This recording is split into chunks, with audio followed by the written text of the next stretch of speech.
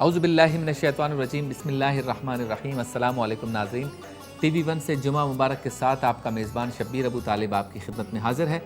एक बार फिर जुमा मुबारक का सूरज तुलू हुआ। इस दुआ के साथ आज के इस दिन का आगाज़ करते हैं कि रब ताला हमें हमारी नेकियों का बेहतरीन अजर अता फ़रमाए और हमारी ख़ताओं को माफ़ फ़रमाए। हर प्रोग्राम की तरह आज के इस प्रोग्राम में भी एक दिलचस्प मालूमाती मौजू लेकर आपकी खिदमत में हाज़िर हैं। मौजू की तरफ जाने से पहले तारुफ़ की तरफ चलते हैं। मेरे साथ मौजूद हैं आपके हमारे हम सब के लिए इंतहाई मोहतरम, बहुत खूबसूरत अंदाज में गुफ्तगू करते हैं हज़रत अल्लामा मुफ्ती मोहम्मद इसहाक़ मदनी साहब। अस्सलाम वालेकुम। अस्सलाम वरहमतुल्लाह। इनके साथ मौजूद हैं एक और ख़ूबसूरत अंदाज में गुफ्तगू करने वाले हमारे आलिम दीन, हमारे इस प्रोग्राम में मौजूद रहते हैं हज़रत अल्लामा सैयद ज़ुल्फ़िकार गिलानी साहब। अस्सलाम वालेकुम। बहुत शुक्रिया सैयद साहब, आप भी तशरीफ़ लाए। और इनके साथ मौजूद हैं बहुत ही खूबसूरत अंदाज में कलाम पढ़ते हैं जनाब फैसल रज़ा क़ादी साहब। अस्सलाम वालेकुम। आप तीनों मुअज़्ज़ज़ मेहमानान गिरामी का शुक्रिया कि आप तशरीफ़ लाए। मोहतरम नाज़रीन, हम अमूमन गुनगुनाते हैं मैं भी पाकिस्तान हूँ, तू भी पाकिस्तान है, और साथ साथ हर शख्स जो है वो किसी भी मुल्क में रहता हो अपना कौमी तराना भी गुनगुनाता है। हम भी पाक सरज़मीन शादबाद पढ़ते हैं, गुनगुनाते हैं, दिल दिल पाकिस्तान भी गुनगुनाते हैं, अपने वतन से मोहब्बत का इजहार करते हैं। खुशी और मसरत होती है जब कौमी नगमा जो है वो गाया जाता है, हम जब सुनते हैं उसे, या कौमी परचम जो है वो लहराया जाता है, हमारी टीम जीतती है, हमें खुशी होती है। तो ये सब हुब्बुल वतनी का एक जज्बा है जिसका हम इजहार करते हैं, जज्बात का। अपने कौमी अय्याम भी हम मनाते हैं और उस पर भी खुशी का इजहार करते हैं। लेकिन सवाल ये है कि जिस मुल्क में हम रहते हैं उससे मुतालिक हमारी ज़िम्मेदारी क्या है और उससे मोहब्बत के पैमाने क्या हैं। फिर वो कौन से लोग हैं जिन पर ये ज़िम्मेदारी है कि वो वतन की एक एक इंच ज़मीन का दिफा करें। वो कौन से लोग हैं जिन पर ये ज़िम्मेदारी है कि वो वतन में या मुल्क में मौजूद क़वानीन का एहतराम करें, रियासत को खूबसूरत बनाने के लिए, उसे तरक्की याफ्ता मुल्क बनाने के लिए अपना किरदार अदा करें। और फिर हमारे दीन में वतन से मोहब्बत के बारे में क्या हुक्म दिया गया है। फिर मुसलमान और गैर मुस्लिम हर तरह के लोग उस मुल्क में या एक मुल्क में रहते हैं, हर रंग व नस्ल, ज़बान व मज़हब और मसलक के लोग रहते हैं। तो इस सिलसिले में एक मुल्क में रहने वाले बाशिंदे की क्या ज़िम्मेदारी बनती है, इन तमाम सवालात के जवाबात ढूंढने की हम कोशिश करेंगे आज के इस प्रोग्राम में। मौजू है हमारा वतन की मोहब्बत। मुफ्ती साहब, दीन में मुल्क से मोहब्बत का क्या हुक्म? बिस्मिल्लाहिर्रहमानिर्रहीम। अल्लाहुम्मा रब्बि इश्रह ली सदरी व यस्सिर ली अमरी वहलुल उक़दतम मिन लिसानी यफ़क़हू क़ौली वजअल वज़ीरन मिन अहली। वतन से मोहब्बत सादा से जुमला है कि एक फ़ितरत का तकाज़ा है। बंदा जहाँ पैदा होता है, जहाँ परवरिश पाता है, यहाँ पे रहता है, तो क़ल्बी लगाव उसका वहाँ मौजूद होता है। तो वतन से मोहब्बत करना ये एक अच्छी बात भी है। और ख़ुद हमारे प्यारे नबी सल्लल्लाहु ताला अलैहि वसल्लम ने जब हिजरत फरमाई तो शहर मक्का की तरफ अपना चेहरा करके फरमाया कि ए मक्का, मुझे तुझसे बड़ी मोहब्बत है। अगर मेरी कौम मुझे मजबूर न करती निकलने पे तो मैं कभी शहर को छोड़ के ना जाता। वाह वाह। तो ये हुज़ूर सल्लल्लाहु ताला अलैहि वसल्लम का अपनी जाए पैदाइश से मोहब्बत का इज़हार। इसी तरह बाद सहाबा जब मक्का मुकर्रमा से निकल कर मदीना मुनव्वरा पहुँचे तो आब व हवा मुवाफ़िक़ न होने की वजह से उनको कुछ बीमारियाँ हो गई। तो उन्होंने फिर ये कहा कि वहाँ पे हम अच्छे थे। फिर मेरे आका अलैहिस्सलातु वस्सलाम दुआ फरमाई, या अल्लाह, जो बरकतें तूने मक्का मुकर्रमा में नादिल फरमाई हैं उतनी या उससे दुगनी बरकतें या अल्लाह मदीने में नादिल फरमा दे। तो वहाँ पे फिर अल्लाह तबारक व तआला ने सबको शिफा अता फरमा दी। तो ये होता है कि वतन से मोहब्बत, यानी जहाँ आपकी पैदाइश होती है, जहाँ पे आप रहते हैं, आपका बचपन गुजरता है और ज़िंदगी के मामलात आप गुजारते हैं, वहाँ पे मोहब्बत होती है। दीन में इसका हुक्म है कि अपने मुल्क से प्यार करो। एक रिवायत बयान की जाती है, लेकिन उस हदीस के हवाले से उलमा ने लिखा कि ये मौजू रिवायत के अंदर है।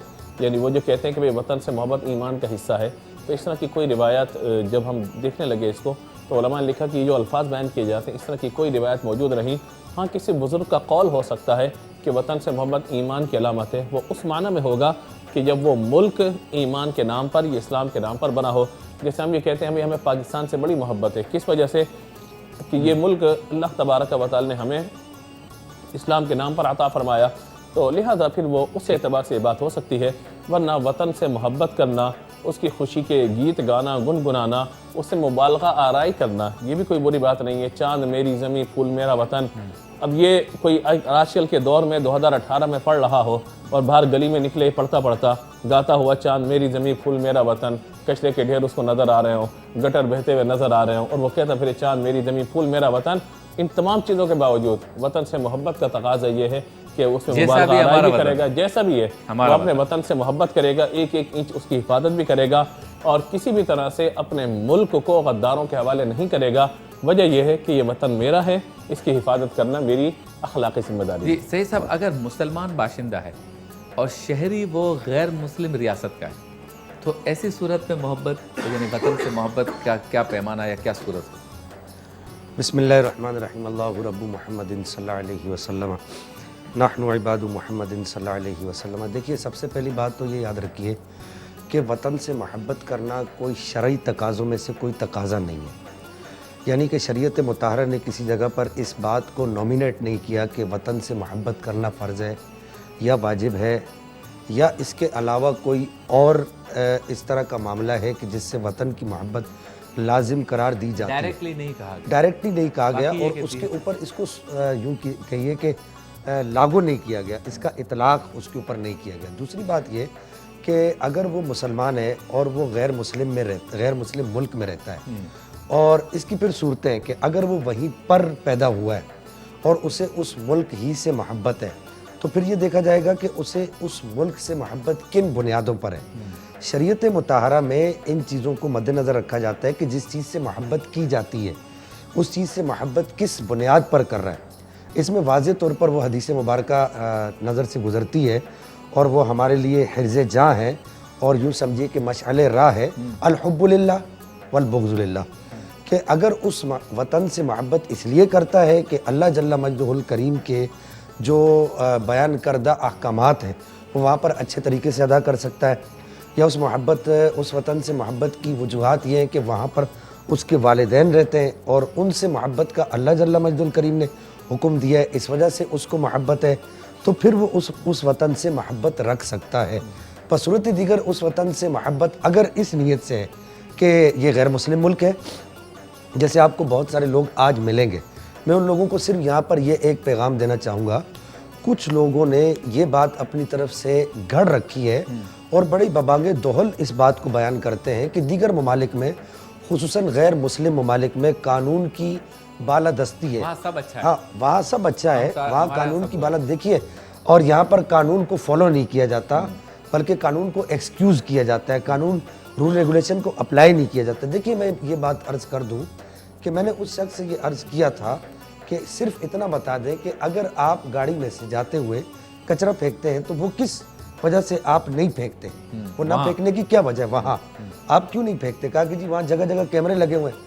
تو میں نے یہی عرض کیا کہ آپ پھر وطن سے محبت کی وجہ سے تو نہیں پھینک رہے، آپ تو ان کیمروں کی وجہ، جی ہاں۔ تو اب بات یہ ہے کہ ان وجوہات کی وجہ سے اس وطن سے محبت کرنا، میں یہ سمجھتا ہوں کہ یہ کوئی فطری تقاضوں میں سے نہیں ہے، یہ آپ کے ایک عقلی اختراعات ہیں جن کا شریعت مطہرہ سے کوئی بھی تعلق نہیں ہے۔ ٹھیک ہے، بہت خوب، چلتے ہیں بریک کی جانب، بریک کے بعد ہوتی ہے آپ سے دوبارہ ملاقات۔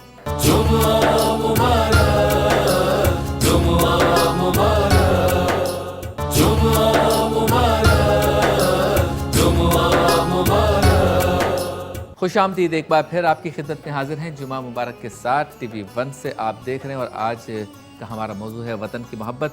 اچھا مفتی صاحب، غیر مسلم ملک میں یا غیر مسلم ملک کا مسلمان فوجی ایسی صورت میں کیا کرے جب سامنے اس کا مقابلہ یا جنگ بھی مسلم ملک کے مسلم فوجی سے ہو؟ جیسے بھارت میں رہنے والا مسلمان جو ہے وہ بھارت کی فوج میں ہے، یا ہالینڈ میں رہنے والا مسلمان جو ہے وہ ہالینڈ کی فوج میں ہے، اور خدا نخواستہ جنگ اس کی مصر کی فوج سے ہو جاتی ہے یا مصر سے ہو جاتی ہے، تو ادھر بھی مسلمان ہے ادھر بھی مسلمان، وہ بھی اپنے ملک کے لیے یہ بھی اپنے، لیکن یہاں کا جو ملک ہے وہ باقاعدہ مسلم ریاست ہے، لیکن دوسری طرف جو ریاست ہے وہ غیر مسلم ریاست ہے، کیا کیا؟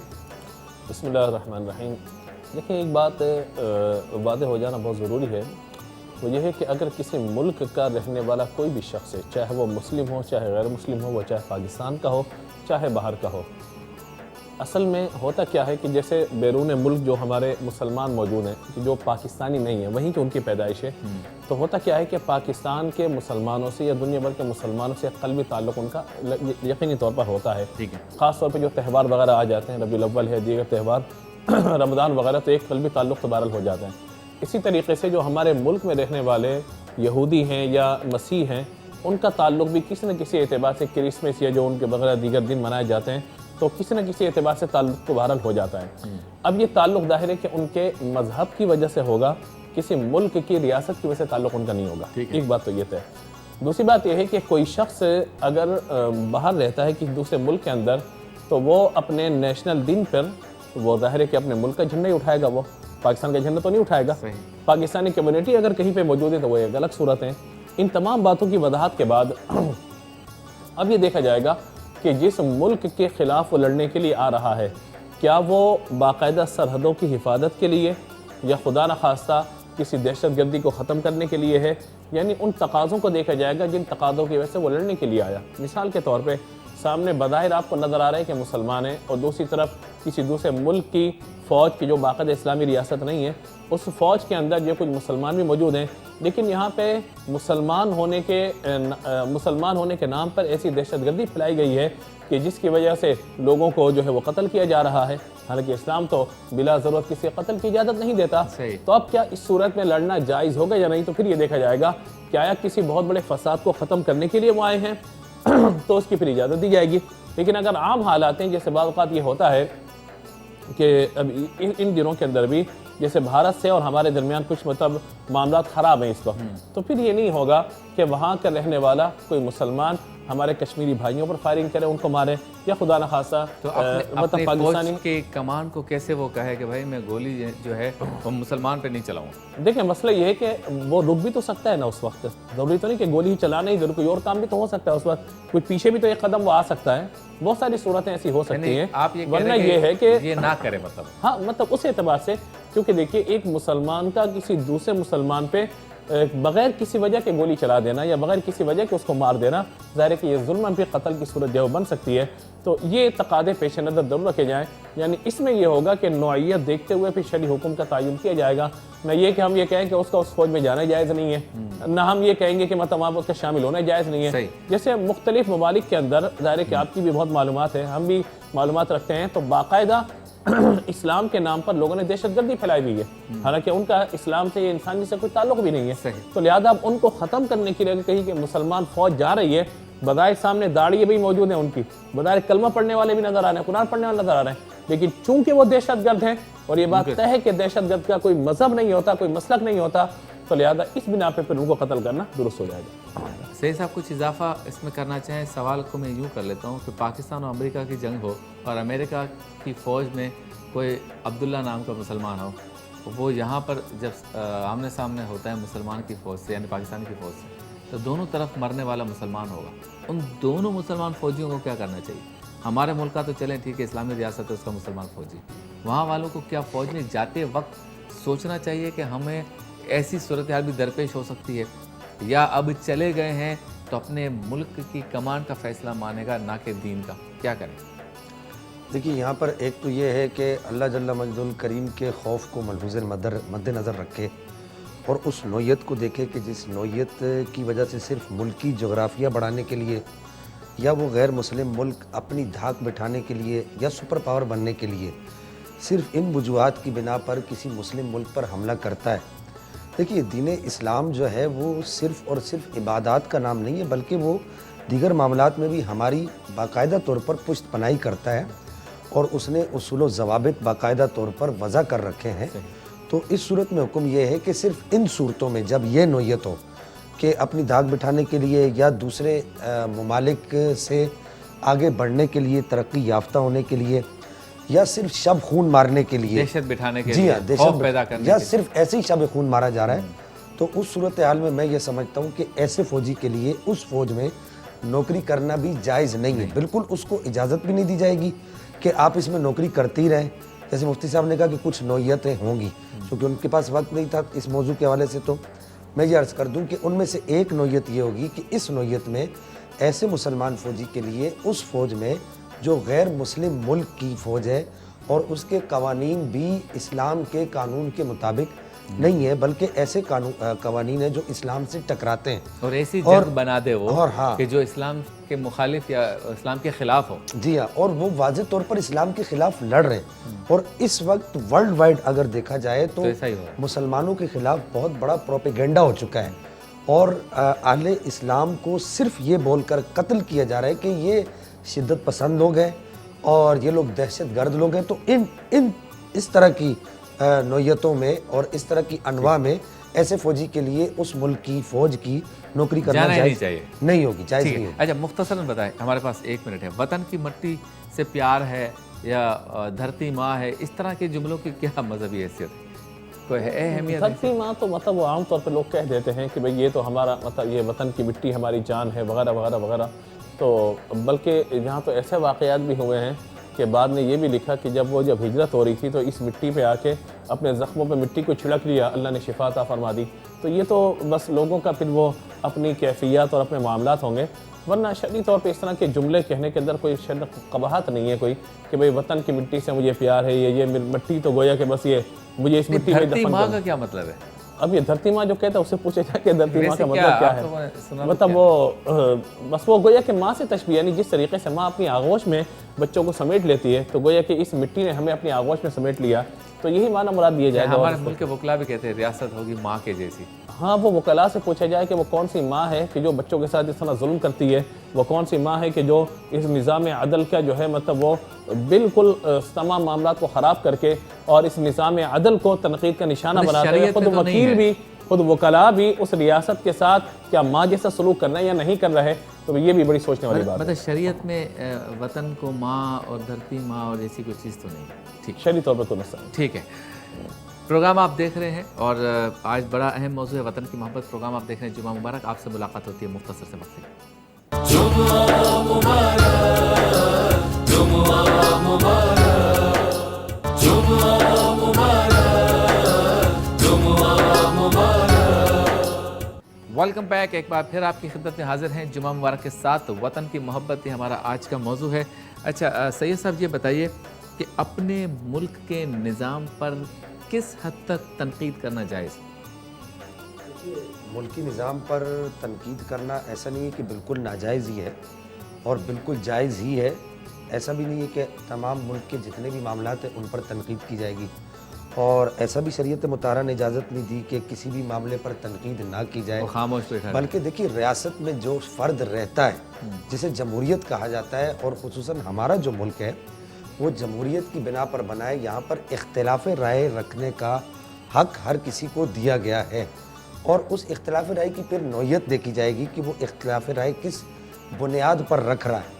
اگر شریعت مطہرہ کے اصول، ضوابط اور قوانین کو مد نظر رکھ کر یا معاشرے میں وہ چیز رائج نہیں ہے اسے دیکھ کر اگر شریعت سے ہٹ کر بات کی جائے تو یہاں پر یہ بات بھی ذہن نشین رکھی جائے کہ معاشرے میں وہ چیز رائج نہیں ہے۔ مثال کے طور پر بہت زیادہ ٹیکسز کی بھرمار جو ہمارے ملک میں اس وقت چل رہا ہے، اور اسی طریقے سے ظلم کا ساتھ دینا اور مظلوم کو پسپا کرنا، اور یوں سمجھیے کہ رشوت کا بہت زیادہ عام ہو جانا، اور اس طرح کی جو دیگر نظام ہیں ان پر ببانگ دوہل میں یہ عرض کروں گا، اس پر صرف تنقید نہیں کی جائے گی بلکہ اس کے لیے تو علماء کو، عوام کو، خواص کو، سب کو باہر نکلنا پڑے گا اور اس کے خلاف آواز اٹھانی پڑے گی۔ بلکہ مجھے تو بعض اوقات اس پر خوف لاحق ہوتا ہے کہ کہیں ہم لوگ اس حدیث کے تناظر میں تو نہیں آ رہے کہ من رأى منکرا فلیغیرہ بیدہ وإن لم یستطع فبلسانہ وإن لم یستطع فبقلبہ،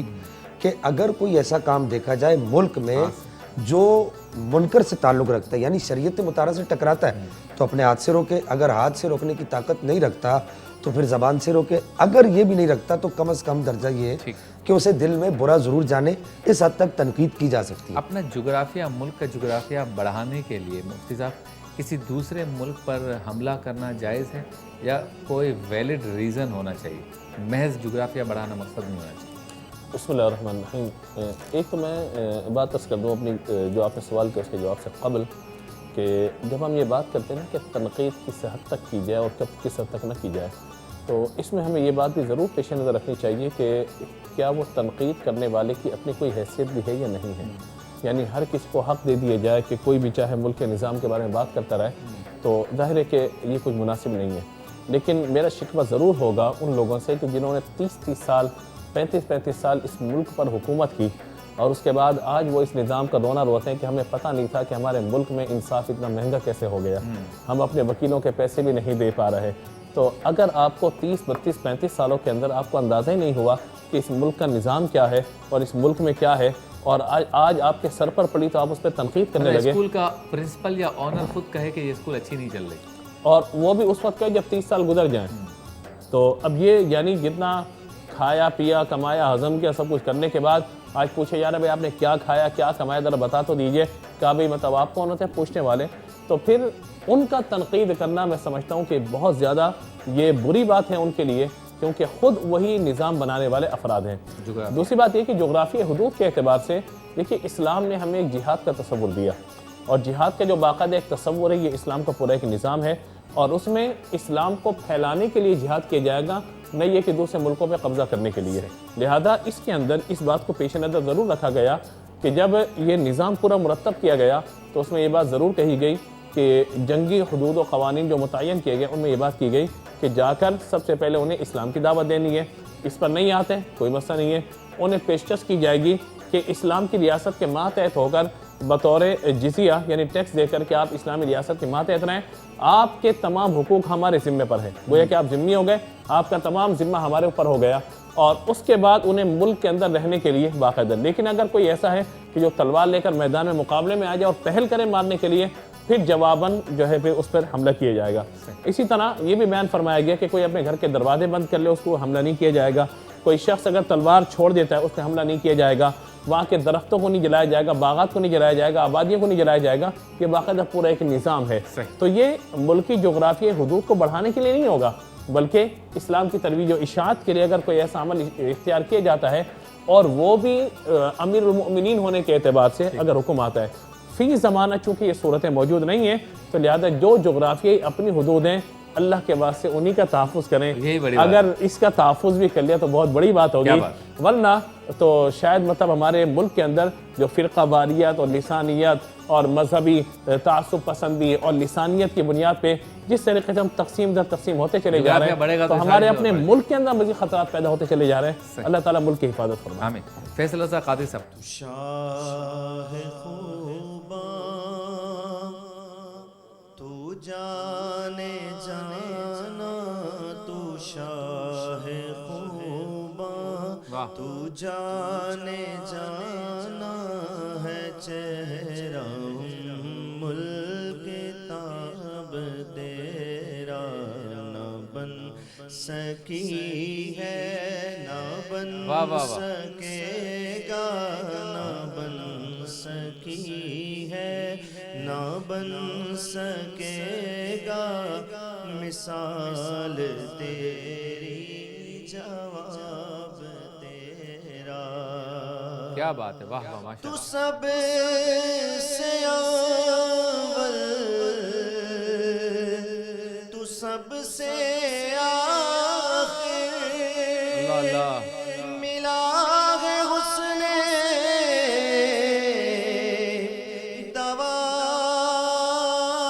دوام تجھ کو،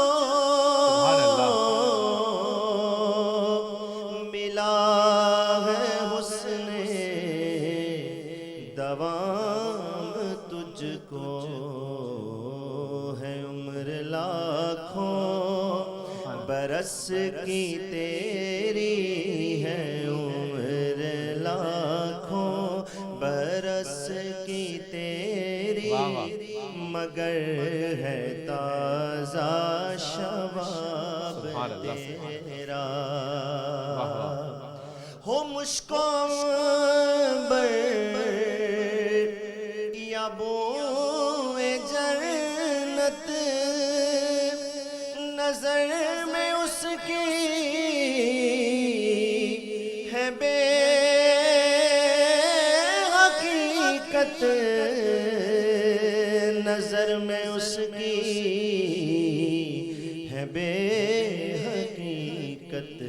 ملا ہے جس کو ملا ہے جس نے، ملا ہے جس کو اور ملا ہے جس نے، پسینہ رش کے گلاب تیرا. ہے تو بھی صائم عجیب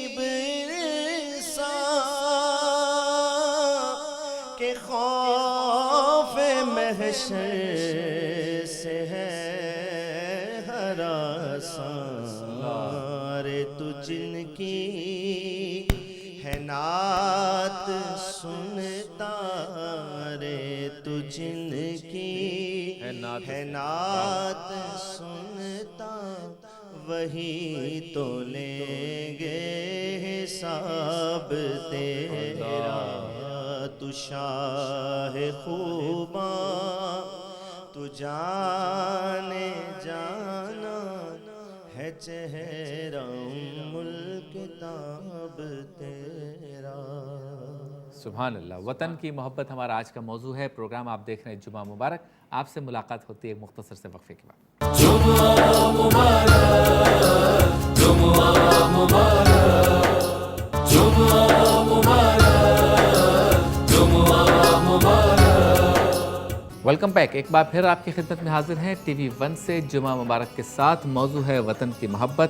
اچھا مفتی صاحب یہ بتائیے کہ غیر مسلم ممالک سے تعلقات کن بنیادوں پہ ہونے چاہیے؟ بسم اللہ الرحمن الرحیم۔ غیر مسلم ممالک سے تعلقات سفارتی بنیادوں پر اس اعتبار سے ہوں گے کہ جس میں آپ کے ملک کے نظام کو، اور خاص طور پر اگر ہم پاکستان کی بات کریں تو آپ کے اسلامی نظام کو کوئی خطرہ نہ ہو۔ تجارتی تعلقات ہو سکتے ہیں، معیشت و معاشرت کے حوالے سے تعلقات بالکل ہوں گے، اس میں کوئی تجارت کرنا منع بھی نہیں ہے، لیکن بس یہ خیال رہے کہ آپ کی ملک کی سرحدوں کی حفاظت اس کے اندر رہے، اور اس طرح کا کوئی تجارتی معاملہ نہ ہو کہ جس کی وجہ سے آپ کے مذہب پر یا آپ کے ملک پر کوئی حرف آئے، تو اس میں بہت زیادہ پھر احتیاط کی ضرورت ہے۔ ٹھیک۔ اچھا سید صاحب، اپنے مسلم ملک میں اقلیتوں کے کیا حقوق ہوں گے؟ لیکن نبی کریم صلی اللہ تعالیٰ علیہ وسلم نے جب میثاق مدینہ المنورہ کی بنیاد رکھی تو اس وقت آپ صلی اللہ تعالیٰ علیہ وسلم نے جہاں سیاست کے دیگر شعبوں پر روشنی ڈالی اپنے اس میثاق کے ذریعے سے، وہیں آپ صلی اللہ تعالیٰ علیہ وآلہ وسلم نے غیر مسلم اقلیتوں کے حقوق پر بھی باقاعدہ معاہدہ فرمایا، اور پھر اس کے بعد جتنے بھی خلفائے راشدین تشریف لائے انہوں نے بھی اس پر باقاعدہ معاہدے فرمائے۔ 3 چیزیں، جان، مال، عزت، ان تینوں چیزوں کا تحفظ غیر مسلم اقلیتوں کو دیا جائے گا، بشرط یہ کہ ان بنیادوں پر کہ وہ باقاعدہ طور پر ذمہ دیتے ہوں، جسے جزیہ کہا جاتا ہے، ملک کے قوانین کا احترام کرتے ہیں۔ ملکی قوانین کا احترام کرتے ہیں۔ اچھا کتنا اختیار ہے حاکم وقت؟ کس اعتبار سے؟ یعنی اب میں ملک کا حاکم بن گیا، اب مجھے کوئی پوچھنے والا ہے یا سارے اختیارات آ گئے؟ کوئی قیودات ہیں، کوئی قانون ہے، کوئی آئین ہے؟ دیکھیں اگر آپ اسلامی تصور کے اعتبار سے بات کریں گے تو سید القوم خادمہم، جو قوم کا سردار ہوتا ہے وہ قوم کا خادم ہوتا ہے، لیکن ہمارے یہاں مصیبت یہ کہ خادم بھی خادم اعلیٰ ہوتا ہے۔ سب اللہ مسئلہ ہمارے یہاں یہ ہے۔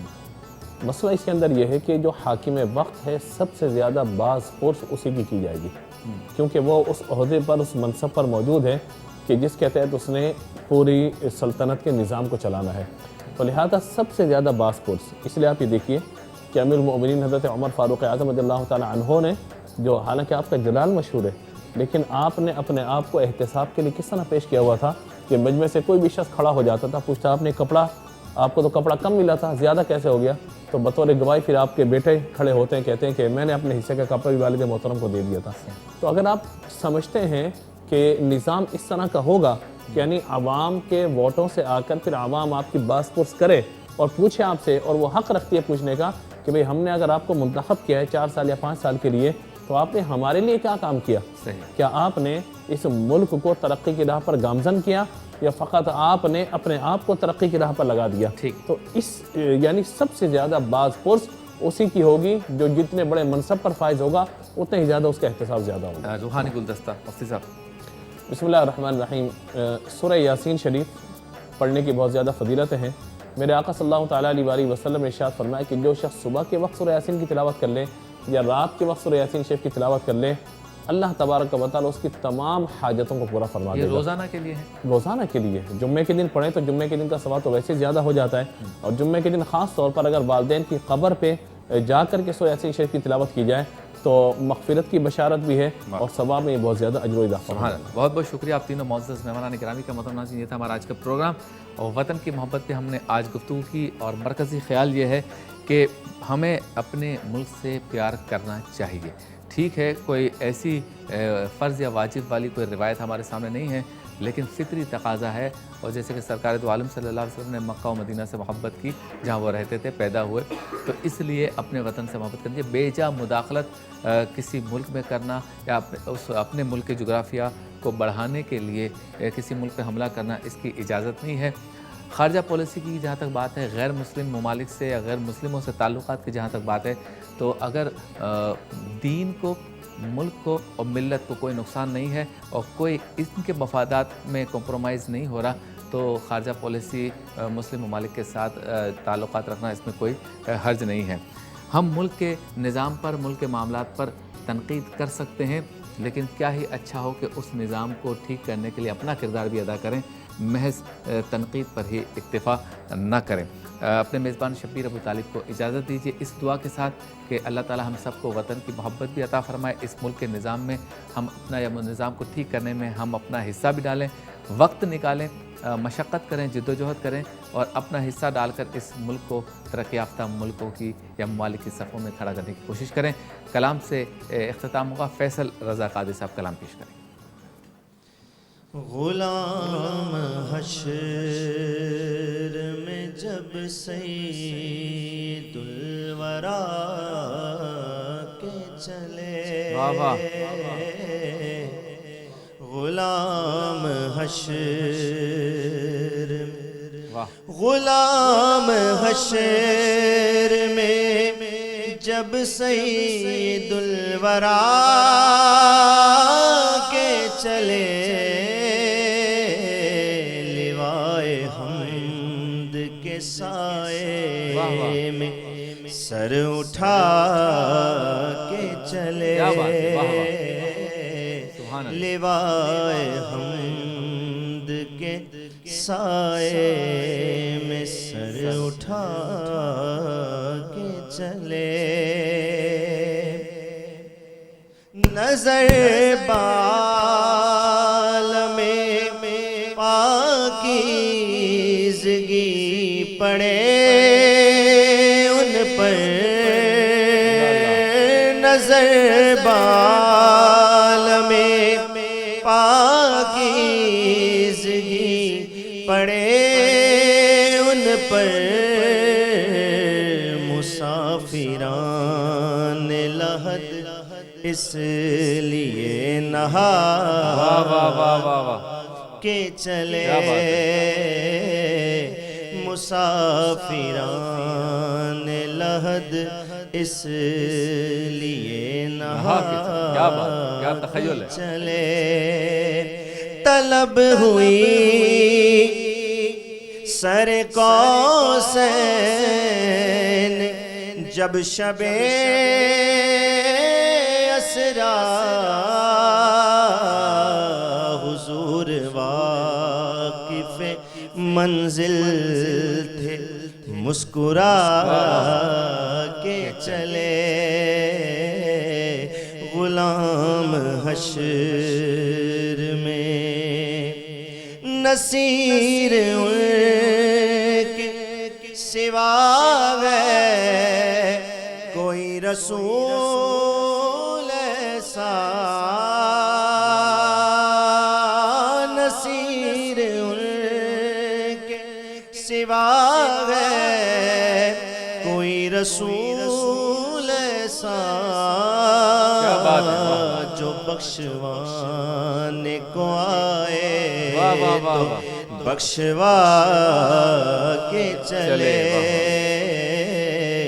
جو بخشوانے کو آئے تو بخشوا کے چلے. غلام حشر میں جب سید الورا کے